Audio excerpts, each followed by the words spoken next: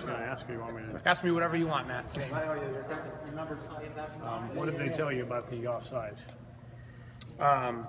They said that Kristen was in an offsides position when Soph won it, and that when it went off the Boston girl's head, it was accidental, not intentional, so it didn't reset the play. What are your thoughts on that? I haven't seen it. I mean, it happened fast. I don't know. I don't know if she went up and tried to play it and it flicked back, or if it just hit her. I'd have to see it. So, I think the one after that, where Taylor hit the diagonal, I know she was on sides because I was actually standing in that line with it. And you know, that probably happens. We could probably pull 15 clips from our games where she's got called off sides and we've gone back and watched and she's on sides. But her first two steps are so quick that by the time the referee kind of gets lined up or the AR, I mean, she looks off. So I thought she was on the second one. I don't know about the first one, but if it was an accidental header, then it definitely wasn't. It should have been offsides, and I would have felt bad for Boston. That would have been a bad way for us to. They defended pretty hard and worked pretty hard in the game, so that would have been a tough way to give away the points. So that one I can live with, but I definitely want to see the other one again. Thoughts about leaving with the draw when it looked like you were knocking on the door the last 20 minutes? 4 games, 12 days, both coast twice. We had a total of 1 training day where we could do anything that got their heart rates up into maybe a zone 4. And I thought the last 20 minutes, you know, I mean, the game got stretched, so they were pretty smart with how they played on the transition. But I thought we created 4 or 5 really good chances in the last 20 minutes to have a chance to win it.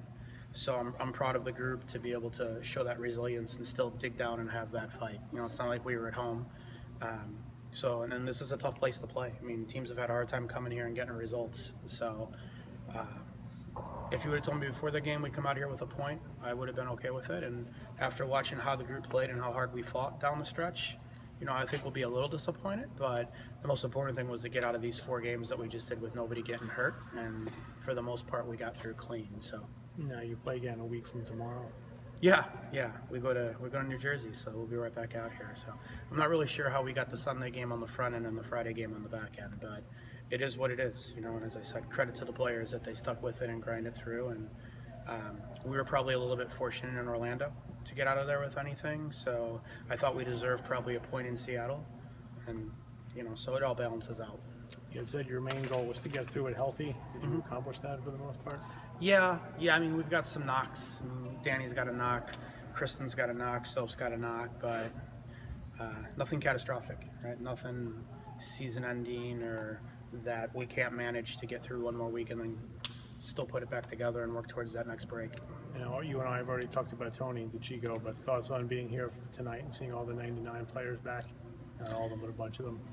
I mean, it was obviously an incredibly special group of players, and for those players to all fly in from wherever they were to come in here probably says more about not just how good of a coach he was, but the character of the man, better than anything I could say.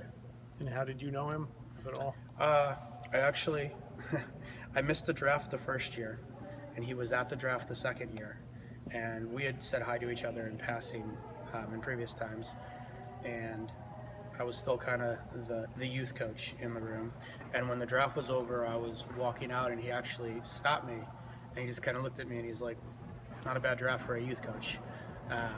And then gave me a great piece of advice. He said, whatever you've done to get here, continue on with. The only difference between what you've done and what you're going to do is instead of coaching young girls, you're going to coach women. So that was the first time you ever spoke to him? And any sort of detail, yeah.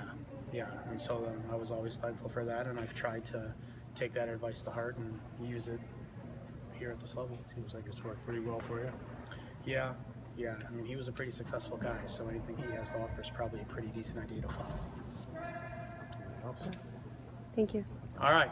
Great seeing you.